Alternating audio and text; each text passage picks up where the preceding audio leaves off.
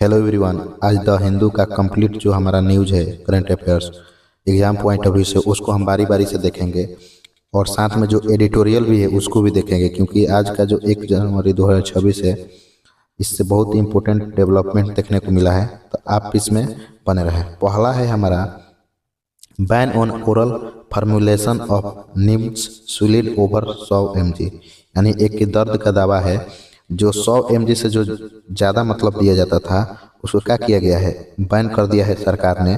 और इसमें जो भी हमारा है एक किसको लीवर को हार्म करता था और किस में काम आता था उस सबको हम देखेंगे डिटेल्स में।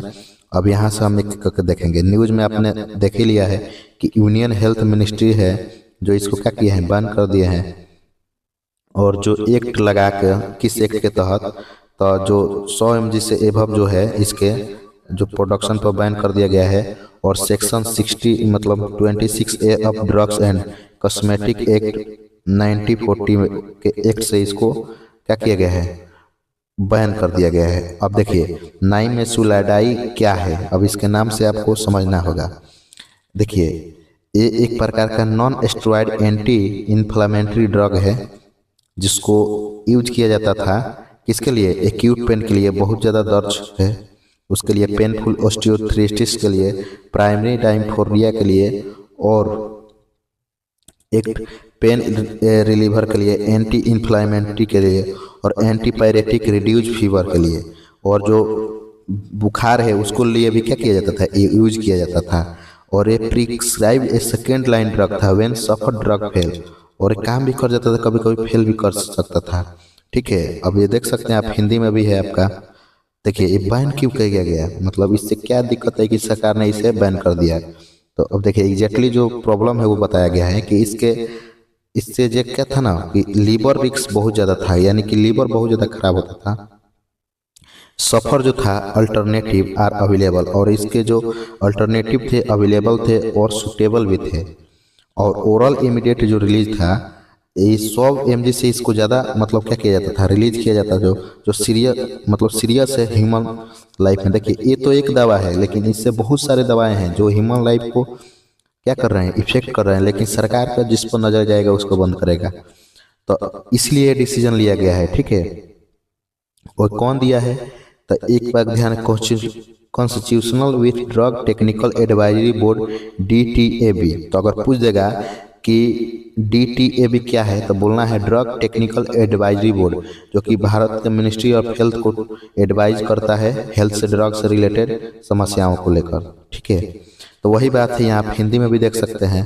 ठीक है, अब देखिए इसमें बताया गया कि क्या बंद किया गया है और क्या बंद नहीं किया गया है। मैंने क्या एरल, तो आप इसको 100 mg से मैंने कम है तो उसको यूज कर सकते हैं और अलाउ भी है। दूसरा है sustain and extend release form, यानी कहने का मतलब कि सस्टेन होना चाहिए, ये नहीं कि आप बहुत दिनों का दावा है उसको भी यूज में ले रहे हैं। नॉन ओरल फॉर्म, और ओरल फॉर्म में नहीं इसको लेना है, टॉपिकल जेल्स में लेना है, क्रीम में लेना है, सपोजिटोरीज में लेना है। ठीक है, और क्या बंद किया गया है कि oral immediate release formulation above 100 mg, यानी जो इसका 100 mg से ऊपर का रिलीज किया जा रहा है उसको बंद किया जाए। अब हमारे कानून कौन कौन से एक्ट हैं जिसके तहत ये नियम लिया गया है, तो हम देखेंगे 26A of drug and cosmetic act जो है ये लागू हो जाता है इस पर। ठीक है, दूसरा जो हमारा है, और मतलब कहने का मतलब लागू हो जाता है, और मैन्युफैक्चरिंग पर भी लागू होता है। अलाउ सेंट्रल गवर्नमेंट टू, किसी भी ड्रग को क्या करता है इसी मतलब नियम के तहत अलाउ करता है कि वो ड्रग चलेगा मार्केट में कि नहीं चलेगा। और इस नियम को लगाते हुए मैन्युफैक्चरिंग पर बैन कर दिया गया है, सेल पर बैन कर दिया गया है, डिस्ट्रीब्यूशन पर बैन कर दिया गया है, और poses risk to public health. अगर ड्रग्स पोज करते हैं, अगर रिस्क उत्पन्न कर देते हैं तो इससे तहत कानूनी कार्रवाई भी हो सकेगा। तो आप देख सकते हैं जब दवा स्वास्थ्य के लिए खतरनाक हो, तो ये सब क्या है हिंदी में भी आपको नोट्स दिए गए हैं। अब देखिए हमारे जो एग्जाम के लिए इम्पोर्टेंट है वो देखते हैं। यहाँ पे स्टैटिक करंट अफेयर्स लिंक है, यानी कि आप स्टैटिक से और करंट अफेयर्स जोड़ेंगे तो जो हमारा हेल्थ गवर्नेंस है उसको ये टारगेट करता है। Drug regulation in India, India में ड्रग रेगुलेशन में आप करेंट अफेयर में इसको जोड़ सकते हैं, पब्लिक हेल्थ सेफ्टी में भी इसको लगा सकते हैं। अब देखिए थोड़ा सा हम प्रीवियस ईयर क्वेश्चन को भी ध्यान में देखेंगे। ताकि आपको ये लगे कि हाँ इससे क्वेश्चन आया हुआ है। ठीक है, अब देखिए पहला है यूपीएससी प्रीलियम 2023 में सिमिलर पैटर्न इसी से पूछा गया है। अब ऐसा नहीं है कि डायरेक्ट यही क्वेश्चन पूछ देगा, लेकिन इस पैटर्न पर जो एक पैटर्न होता है ना किसी भी एग्जाम पर, उस पैटर्न पर पूछा गया है। पूछा गया which of the following statements is are correct regarding section 26A of drugs and cosmetic act, यानी कि इस एक्ट के तहत कौन सा स्टेटमेंट सही है। देखिए, it empowers the central government to ban drug, क्या इस सेंट्रल गवर्नमेंट को बैन करने का अधिकार देता है? नहीं। बताइए, अगर सेंट्रल गवर्नमेंट अगर टूरिस्ट से खाली ये बैन थोड़ी करेगी। ठीक है, दूसरा हम देख सकते हैं, क्योंकि ये तो आएगा मानी कि चलाने का भी अधिकार देती है, जांचने का भी अधिकार देती है, लेकिन हम दूसरा भी ऑप्शन पढ़ेंगे।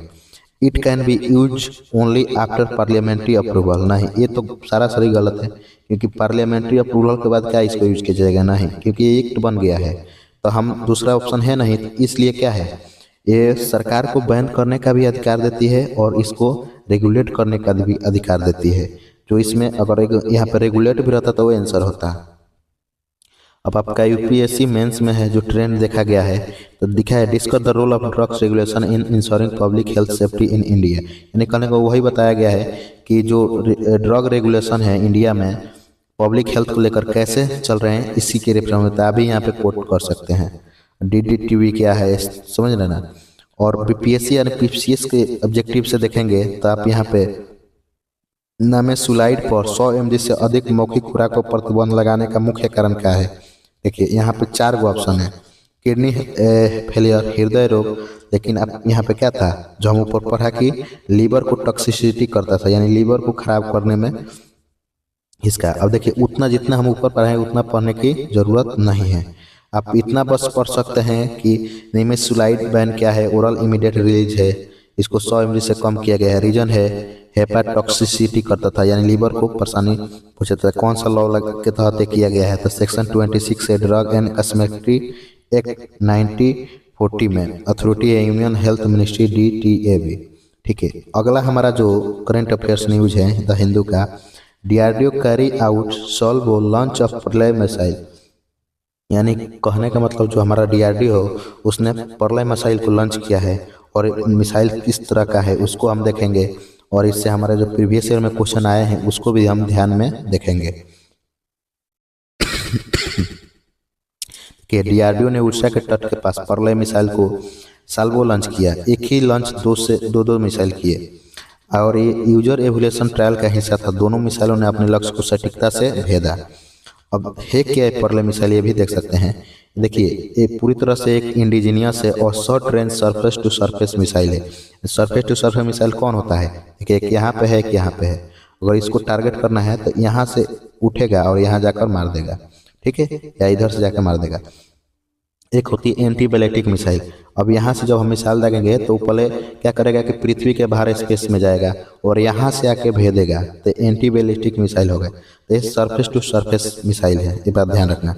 इसको डेवलप किया है हमारे डीआरडीओ ने, ठीक है, तो ये भी ध्यान रखना। पूछ देगा कि प्रलय मिसाइल को कौन डेवलप किया है, HAL, ये हिंदुस्तान एरोनॉटिक लिमिटेड, तो नहीं, डीआरडीओ ने किया है, क्योंकि वो ज़्यादातर न्यूज में रहता है HAL। इसको design mainly for tactical battlefield role के लिए, और इसको मतलब प्रॉपर्ली किया गया है जो टेक्टिकल बैटलफील्ड है उसके डिजाइन के लिए किया गया है, ठीक है। और इसका रेंज है 150 से लेकर कितना 500 किलोमीटर तक, ये भी ध्यान रखना। पॉपुलेशन है सॉलिड फ्यूल, इसमें पॉपुलेशन है। गाइडेंस है inertial navigation system, advance control है, पेलोड है, कन्वेंशनल वारहेड लेकर जा सकता है ये, ठीक है, अब न्यूक्लियर नहीं ले सकता है, ये भी पॉइंट रखना है। और एक्यूरेसी जो है इसका हाई प्रिसिशन स्ट्राइक कैपेबिलिटी है। लॉन्च प्लेटफॉर्म है मोबाइल लॉन्चर है, यानी इसको कहीं से भी लॉन्च कर सकते हैं। सॉल्वो लॉन्च है, वाई इम्पोर्टेंट, एक क्यों सॉल्वो लॉन्च जो है इम्पोर्टेंट है। देखिए सॉल्वो लॉन्च मीन्स होता है firing multiple missile in quick succession, यानी आप सॉल्वो लॉन्च वर्ड का जो मतलब समझ रहे हैं ना, तो जो फायरिंग करेगा ना multiple missile in quick succession में, यानी थोड़ा सा ही समय में बहुत सारा मिसाइल को फायर कर सकता है। ये कैपेबिलिटी इसमें क्या है मौजूद है, ये बहुत इंपॉर्टेंट है। ये हमारे सहायता कर सकता है एनिमी को एयर डिफेंस को तबाह करने में, क्योंकि एयर डिफेंस क्या होता है, मानिए कि हमारा S-400 ही है, S-400 है, ठीक है, 400 के रेंज में आएगा तो मानिए इसको एक बार में 75 मिसाइल मारने का टारगेट है, इसके सामने आ गया 500 मिसाइल, तो क्या करेगा, ये 75 को टारगेट करेगा, 500 के और सब तो चले जाएगा ना। तो वैसे ही क्या हो जाएगा ना, तो एयर डिफेंस सिस्टम को नाकाम करने में बहुत मदद करेगा। और इसका स्ट्रेटेजिक सिग्निफिकेंस बहुत इंपॉर्टेंट है, क्योंकि ये इंडिया के कन्वेंशनल डिफेंस को बढ़ाता है और बॉर्डर कॉन्फ्लिक्ट सिनेरियो में भी ये बहुत महत्वपूर्ण होगा। और जो हमारा आत्मनिर्भर है, सेल्फ रिलायंस, वो उसको भी एक कदम आगे ले जाता है। इसमें कौन कौन एजेंसी इन्वॉल्व है, तो देखिए पहला तो हमारा ऊपर देख लिए DRDO है, और इंटीग्रेट टेस्ट रेंज ITR है, चांदीपुर ट्रैकिंग एंड वैलिडेशन ये सब किया गया है, ठीक है। और जो यहाँ पे किया गया है ministry of defence MOD oversight किया गया है, ठीक है। तो ये पॉइंट हमारा ध्यान में रखना है, क्योंकि एग्जाम में पूछ सकता है, आपका हिंदी में भी है तो हिंदी में भी इसको आराम से अपना आप लोग नोट्स देख सकते हैं, जो कि आपके अब यहाँ पे हम आ जाएंगे प्रीवियस ईयर में। प्रीवियस ईयर में जो हमारा 2022 का पैटर्न है इसी पे पूछा गया है, जैसे which of the following missile are developed by DRDO। तो आप बस यहाँ पे देख लीजिए, समझ आ रहा है ना कि ट्रेंड का मिसाइल, अगर मिसाइल कोई आ रहा है तो पढ़ लेना हमारे DRDO किया है, अग्नि कौन किया है, पृथ्वी कौन किया है। तो यहाँ पे डेवलप मैचिंग क्वेश्चन, ऐसे क्वेश्चन आ सकता है, बस ये आपको देखने के लिए दिया गया है। आप इसको जाकर चूज भी कर सकते हैं या सर्च करके देख सकते हैं, गूगल पर, क्रोम पर, कहीं भी देख सकते हैं कि क्या एक क्वेश्चन आया हुआ है कि नहीं आया हुआ है, क्योंकि सन भी दिया गया है आपका। अगला है हमारा मेंस से जुड़ा हुआ कि इंडिजीनियस मिसाइल सिस्टम का स्ट्रेंथनिंग में इंडिया डिफेंस प्रिपरेशन में, इसको भी बताना है कि इंडिजीनियस का क्या मतलब, ये हमारा क्षमता बढ़ाएगा आगे। और BPSC प्रीलियम 2021 में सिमिलर थीम पर पूछा गया है, which missile system is design for tactical battlefield use.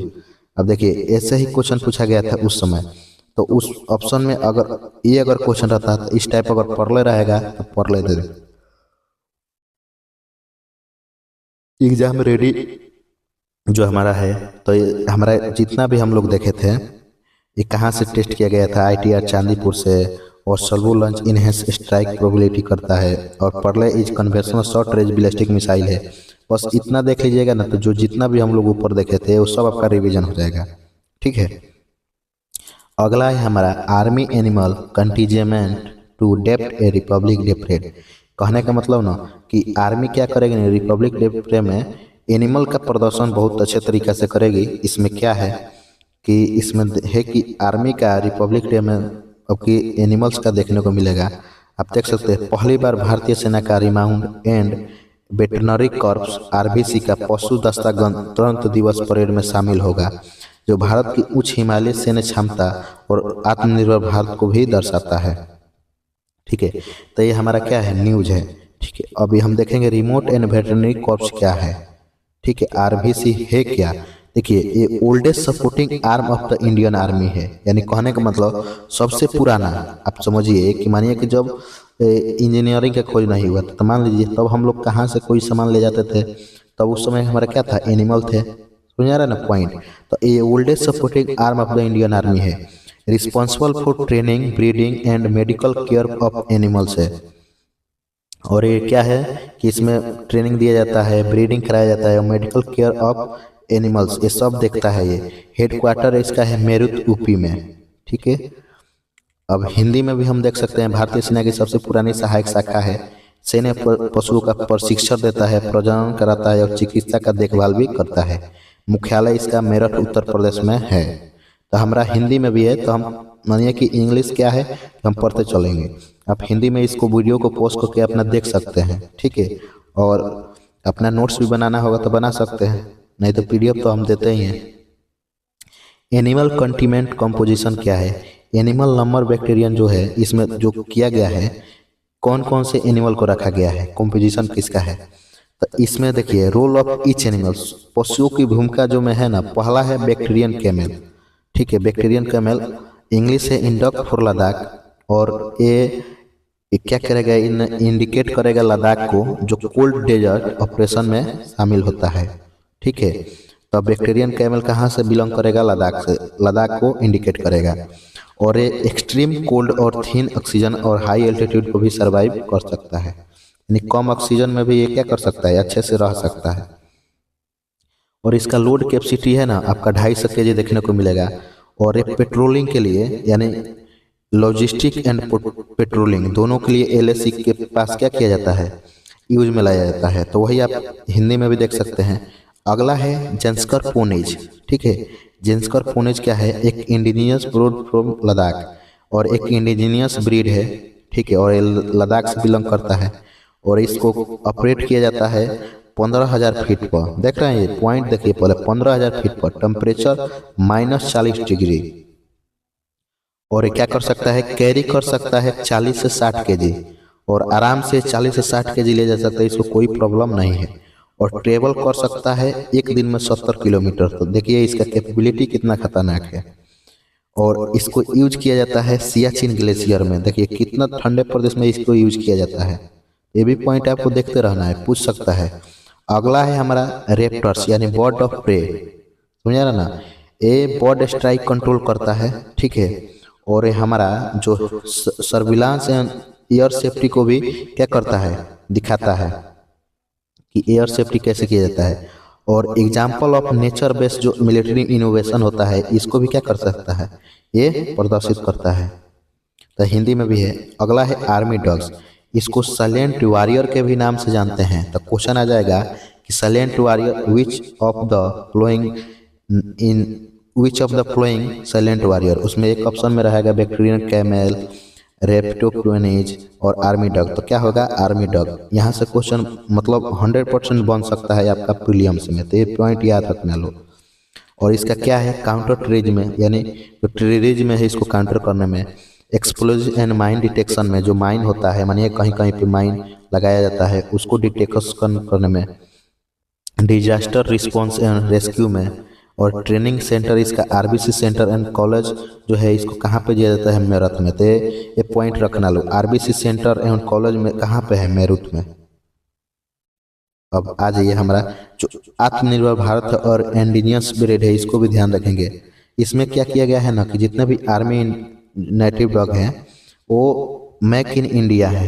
ये पॉइंट याद रखिएगा कि ये भारत के ब्रीड के तहत ही सब हुआ है। जैसे कि मुडुल हाउंड है, रामपुर हाउंड है, चिपाराई है, कोम्बाई है, राजा पलियम है, ये सब क्या है, इंडियन ब्रीड है। पॉइंट ये बड़ी है। ये जो मतलब कि जो स्वदेशी कुत्ते हैं हमारे, उसकी नस्लें हैं मुधोल हाउंड, तक ये कहाँ की नस्ल है, तो इंडिया का। रामपुर हाउंड, चिपाराई और आपका कोम्बाई, राजा पलायम, ये सब हमारे कहाँ के हैं, इंडियन ब्रीड हैं। तो ये पॉइंट याद रखने लो। और हमारा परीक्षा उपयोगी है कि प्रीवियस ईयर क्वेश्चन 2017 में पूछ चुका है इस टाइप का। ये हम यहाँ पैटर्न दिखा रहे हैं आपको, यहाँ क्वेश्चन हम नहीं करा रहे हैं। आपको इस जाकर चेक कर लेना है कि इस पैटर्न में क्वेश्चन आया है कि नहीं आया है। क्योंकि यूपीएससी को अगर कह दे कि कोई यही क्वेश्चन पढ़ कर चल जाए आ जाए तो यूपीएससी का वैल्यू ही गिर जाएगा। ठीक है, with reference to Indian army force what is remount and veterinary corps. तो देखिए आंसर इसका होगा a corps responsible for animal management and veterinary service. तो आरबीएस से क्वेश्चन पूछ चुका है 2017 में। आए क्या किस लिए होता है, वेटरनरी एंड एनिमल मैनेजमेंट के लिए। तो ये आपका सब है। तो हम अब यहाँ पे वीडियो हम धीरे धीरे चला रहे हैं, आप इसको पॉज करके देख सकते हैं। और हाँ, आपका रिवीजन करना है तो आप यहाँ से आराम से रिवीजन कर सकते हैं, उतना ऊपर पढ़ने की जरूरत नहीं है। ठीक है, अब आगे हम देखेंगे जो Indore death to due unsafe water rises to 10 official sect, यानी 10 गो ऑफिशियल को क्या किया गया है, सस्पेंशन कर दिया गया है। इसमें 2000 से अधिक पीपल है क्या हो गए हैं, मतलब बीमार पड़ गए हैं और बहुत सारा प्रॉब्लम देखने को मिला है। 10 लोग अभी तक क्या हो गए हैं, डेथ कर गए हैं। तो इसमें देखेंगे ऐसा क्या क्या प्रॉब्लम थी, नगर निगम का क्या गलती है और क्या इसमें हुआ है।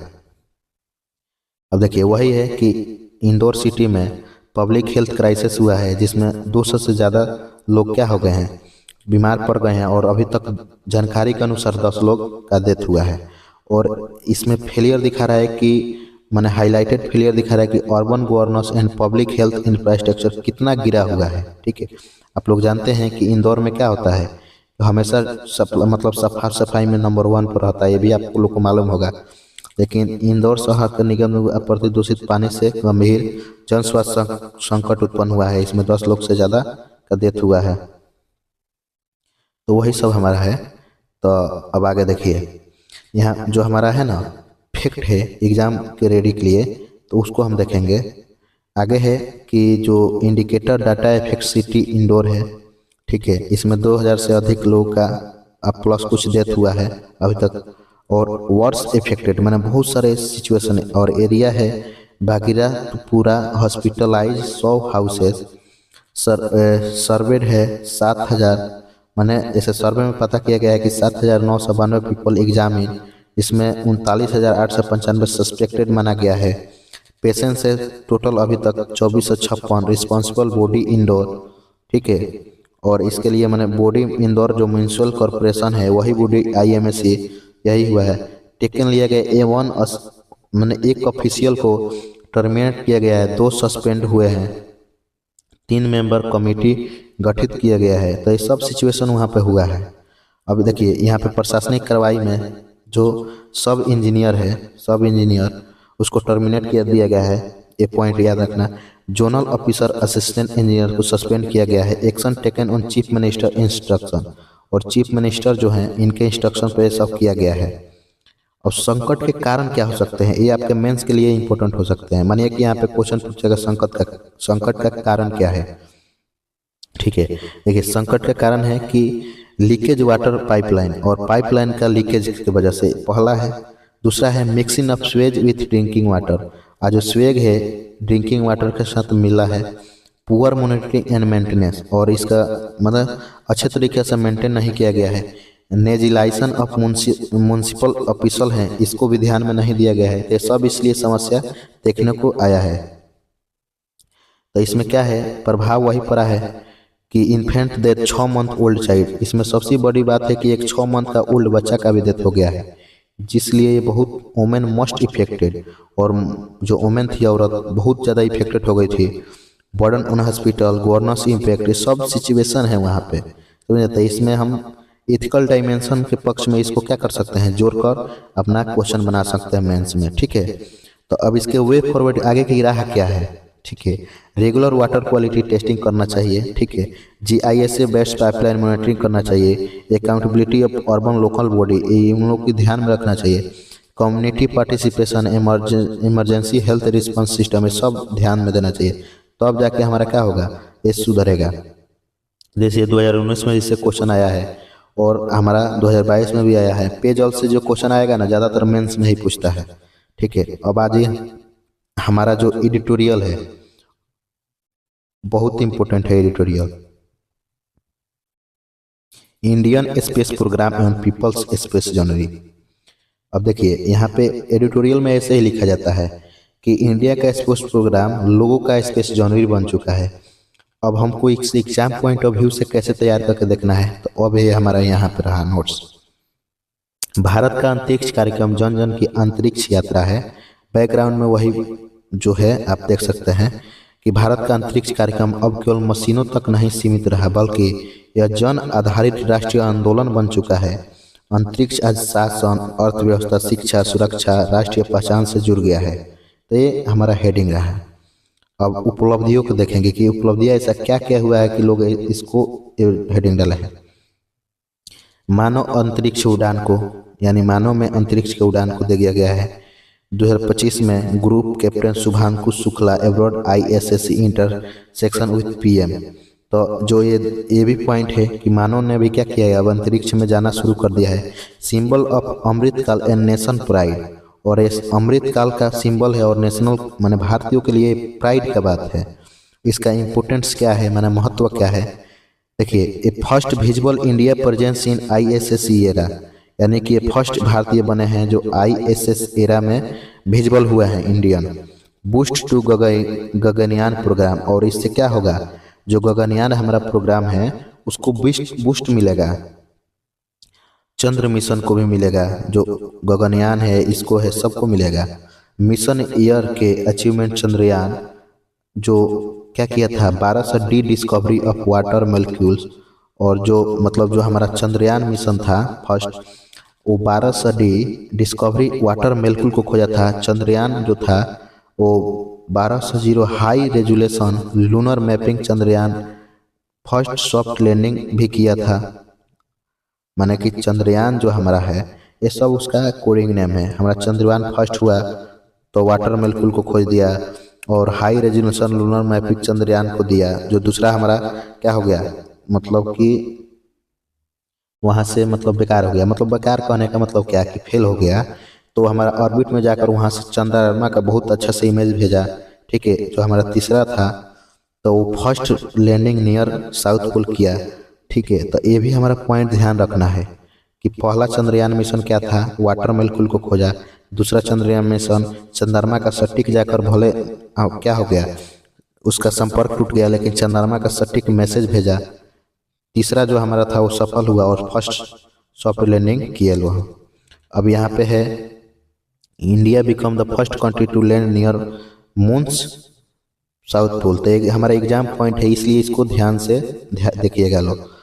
अब यहाँ पे इंटरप्लेनेटरी एंड साइंटिफिक मिशन है, मार्स ऑर्बिट मिशन 2014 में हुआ।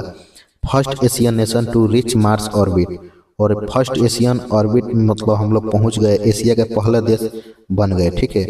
फर्स्ट अटेम्प्ट में ही सक्सेस मिल गया, ये बहुत बड़ी बात है कि पहले बार में ही हम लोग को सक्सेस मिल गया। आदित्य L1 2023 में स्टडी ऑफ सन कोरोना के लिए भी भेजा गया था। तो ये भी पॉइंट याद रखना है कि आदित्य L1 2023 में भेजा गया था सन के, और एक्सपोर्ट्स जो है 2024 में ब्लैक होल के रिसर्च के लिए भेजा गया था। स्पेसडेक्स जो है 2024 में इन ऑर्बिट डॉकिंग टेक्नोलॉजी के लिए भेजा गया था। यानी डॉकिंग टेक्नोलॉजी का मतलब ये हुआ ना कि मानिए कोई स्पेस है, ठीक है। अब स्पेस से हम लोग अपना स्पेस बना रहे हैं, तो वहाँ पे कुछ ना कुछ डॉकिंग करना है ना, तो उसको ध्यान में रखने के लिए हम लोग ऑर्बिट डॉकिंग टेक्नोलॉजी को भी भेजे हैं। अब नया अंतरिक्ष दृष्टिकोण क्या है इसमें, तो हमारा टारगेट है मिशन टाइमलाइन गगनयान है 2027 में, ठीक है। इसमें भारतीय को अंतरिक्ष स्टेशन में भेजा जाएगा BS है 2035 में। मून है 2000 मून मतलब मून में 2006 चंद्रयान 4 को रखा गया है 2040 में। And upcoming Venus mission plan. तो ये सब हमारा टाइमलाइन है, और ये यहाँ से क्वेश्चन पूछ सकता है कि गगनयान मिशन कब है, जिसमें ह्यूमन मिशन भी इसको जाना जाता है। तो 2027 में भारतीय अंतरिक्ष स्टेशन BS 2035 में, मून 2014 में, ये सब दिए। अब अगला जो है मेन पॉइंट है कि गगनयान मिशन के लिए क्या रखा गया है, यानी यहाँ 20,000 करोड़ क्या किया है, गगनयान मिशन के लिए फंड किया गया है। स्पेस बजट इंक्रीज फ्रॉम इतना से 2013-14 में क्या हुआ 56,015 करोड़ से, यानी 5600 करोड़ से कर दिया गया है 13,400, और 25 में किया गया 25-26 में। अब देखिए आगे क्या होता है, जो भी न्यूज आएगा बताया जाएगा। अंतरिक्ष और शासन, use of space technology, disaster management, ये सब रेलवे सेफ्टी, ये सब क्या आता है इसमें देखने को मिलेगा। और प्राइवेट सेक्टर का इकोनॉमी निजी क्षेत्र अंतरिक्ष यात्रा में बढ़ रहा है। 350 स्पेस स्टार्टअप कर दिए गए हैं। इंडिया स्पेस इकोनॉमी प्रेजेंट में $8 बिलियन, और फ्यूचर में इसको करने का है $44 बिलियन। टारगेट है 5 स्पेस यूनिकॉर्न इन 5 years, 50 launcher per year, youth education innovation, ये सब देना है, ठीक है। अब जो हमारा है ना south global collaboration and leadership, वैश्विक में सहयोग क्या है कि साउथ एशिया सेटेलाइट है, उसको भारत ने बहुत G20 क्लाइमेट सेटेलाइट को भी किया गया। ज्वाइंट मिशन कर रहा है भारत, निसार, नासा, इसरो मिलकर कर रहे हैं, तृष्णा कर रहे हैं। तो यहाँ से क्वेश्चन पूछ सकता है कि तृष्णा से कौन से, मतलब तृष्णा किसके साथ भारत मिशन कर रहा है, तो फ्रांस के साथ, ल्यूपेक्स जापान के साथ, ईसा प्रोब 3 भारत में ही हो रहा है।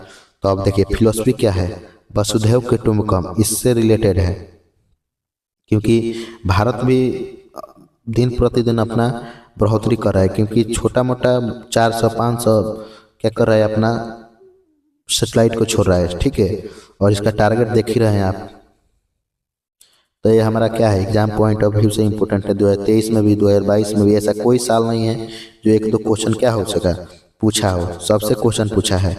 अगला जो हमारा है ये भी एडिटोरियल है जो मोस्ट इम्पोर्टेंट है, और the US tariff shock India pharma future, यानी कहने का मतलब कि यूएस का जो टैरिफ है इंडिया के फार्मा फ्यूचर को शॉक कर दिया।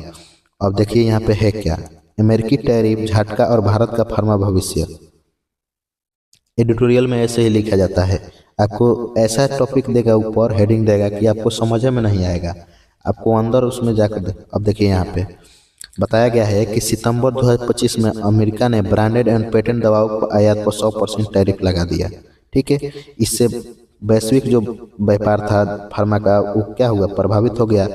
और विश्व फार्माविक कहलाने वाला भारत अब एक निर्णायक मोड़ पर पहुंच चुका है। भारत का फार्मा क्षेत्र का महत्व क्या है? India is third largest exporter by volume. Bharat मात्रा के आधार पर तीसरा सबसे बड़ा निर्यातक रहा है। और फाइनेंशियल ईयर 25 में यानी 30 बिलियन तक इसमें क्या है कंट्रीब्यूट किया है। और जीडीपी में मतलब इसका क्या है कि 1.772% है कंट्रीब्यूट फार्मा का केवल। और ग्रोथ रेट है 10 से 12%। ठीक है। और एड्स जो है मतलब जो एड कर रहा है एनुअली माने हर साल 0.5 से 1% जीडीपी में ग्रोथ में अपना ये भागदान दे रहा है। तो अब यहाँ पे आप यूज कर सकते हैं आप क्या कि एग्जाम में डायरेक्टली इस डाटा को डाल सकते हैं। अब आ गया हमारा इम्पैक्ट ऑफ यूएस टैरिफ और अमेरिका टैरिफ का प्रभाव क्या है। तो सकारात्मक पहलू देखेंगे तो generic are currently exempt, India supply 40% of US generic drug, save US health care system 290 billion annually करता था। निगेटिव एस्पेक्ट क्या है, मतलब ये कहने का मतलब ना कि हम भारत से क्या हमको लाभ मिलता था जिससे क्या होगा अब वो प्रभावित होगा। माने 40% जेनेरिक ड्रग भारत ही देता था पर साल, माने एक ईयर में 219 बिलियन डॉलर कमाता था।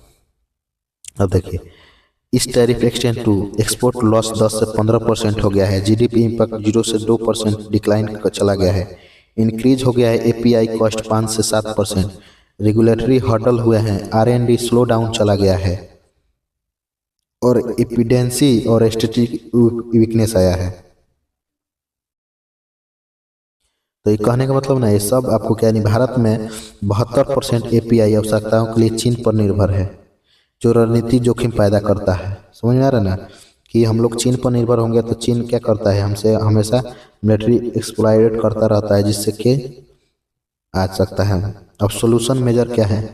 PLI scheme, PLI 2.0 10 billion API investment होगा ज़्यादा। डोमेस्टिक मैन्युफैक्चरिंग सबसे इम्पोर्टेंट है, यानी कि हमको घरेलू मैन्युफैक्चरिंग पर ध्यान देना है। चाइना +1 स्ट्रेटजी करता है, उसको भी ध्यान देना है। तो वही है, मतलब इसका अर्थक है कि हम लोग नए नए मार्केट खोजेंगे, वियतनाम, अफ्रीका और जो भी हमारे अल्टरनेट पार्टनर है उनको बेचेंगे। ठीक है। तो ये सब हमारा एग्जाम पॉइंट ऑफ व्यू से, जैसे कि साउथ ईस्ट एशिया में regulate market share my rise 3% से 3.5%, यानी 2030 तक साउथ एशिया में क्या हो जाएगा, बढ़ेगा। और ये हमारा जो जीएसटी रिटोलाइजेशन आया है 2025 में, इसमें किया गया है मेजर सुधार। मेडिसिन जीएसटी में 12% से 5% पर, इसेंशियल ड्रग पर 0%, मेडिकल डिवाइस पर 18 से घटाकर 5%, annual consumer saving 1.2 billion dollar हर साल बचेगा।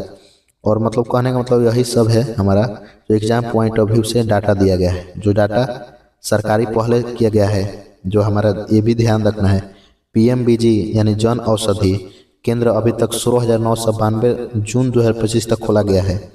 मेडिसिन अभी तक इसमें 2,110 दिए गए हैं। कॉस्ट रिडक्शन हुआ है 70%। अदर मेजर क्या है, MOUs with Trinidad and Tobago, Singapore, IPHEX pharma export, ये सब इसमें क्या है, इनके साथ MOU साइन हो गया है। और आईफेक्स जो फार्मा एक्सपोर्ट का प्रमोशन है। सोशल इम्पैक्ट ऑन एफोर्डेबिलिटी, यानी सामाजिक प्रभाव क्या पड़ेगा। देखिए यूएस कैंसर ट्रीटमेंट कॉस्ट यानी $8,000 से $10,000 बढ़ गया है। जेनरिक 80% चीप हो गए हैं। और India 60% out of pocket health spending कर रहा है। सर्जरी डिले रिस्क हो रहे हैं 15 से 20%। So link between trade policy and public health. Way produce आगे की राह क्या है, हमें डाइवर्साई एक्सपोर्ट डेस्टिनेशन करना चाहिए। एपीआई को सेल्फ रिलायंस बनाना चाहिए। WTO में रिफॉर्म करना चाहिए। इन्वेस्ट इन बायोसिमिलर इनोवेशन में करना चाहिए। और ईस्ट वेस्ट हाइब्रिड कोलैबोरेशन करना चाहिए ताकि भारत में नए नए खोज हो अपना मार्केट और भारत को कोई प्रभाव नहीं पड़े टैरिफ से। तो ये रहा हमारा कंप्लीट जो द हिंदू का एग्जाम पॉइंट ऑफ व्यू से हमारा करंट अफेयर था। तो मिलते हैं नेक्स्ट वीडियो में। Thank you so much.